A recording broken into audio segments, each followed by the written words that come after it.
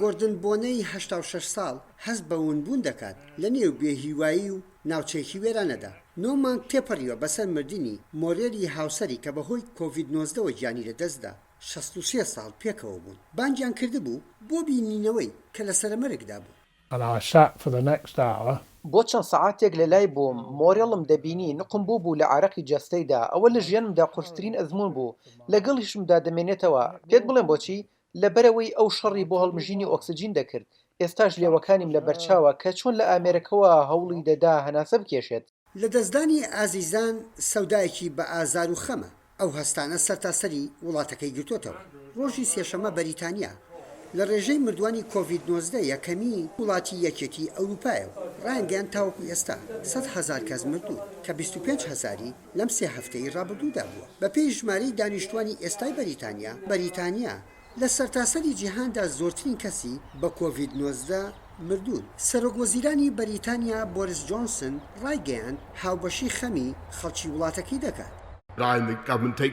خۆم و حکوومەتیش تەواوی بەرپرسیارەتی ئەوە هەڵدەگرین کە لە سەر وەختی شەڕی ئەم پەتایە ئەنجاممان داوە. بەڵێ سەرۆکی پەرلەمان، هەندێک کات هەن کە پێویستە پند لەو کاتانە وەربگرین کە ڕوویان داوە.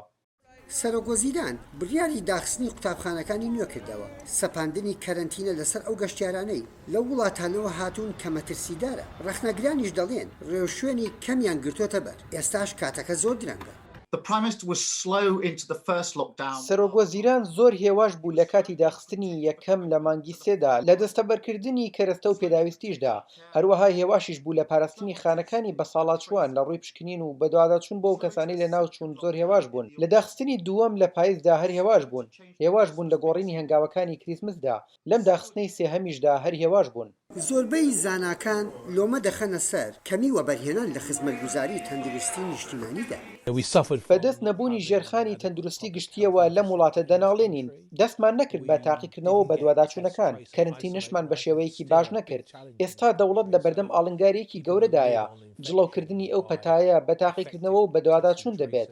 پاشان هەندانی خەڵکی بۆ کەرنتین گرنگە، نەشمان توانی کۆنتڕۆڵی سنوورەکان بکەین.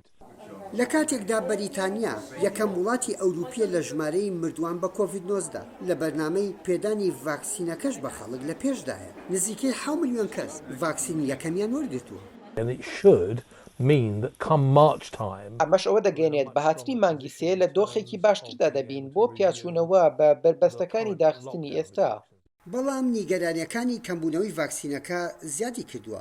کۆمپانیای دەرمانی ئەسترازێنێگا و ڤایزەر یەکێتی ئەوروپایان ئاگادار کردوتەوە ئەم هەفتەیە لە دواکەوتنەکان وەکەوەی لە سیستەمی بەرهەمهێنان پێوەرکراوە و یەکێتی ئەوروپا هەڕەشە دەکات بە هەناردەکردنی ڤاکسینەکە بۆ دەرەوە ئەوەی کە لە ئەوروپادا دروست دەکرێت. لەو نێوەندەشدا حکوومەتی بەریتانیا دەڵێت خەڵک دەبێ ئامادە بن بۆ بینینی هەواڵی خراپتریش.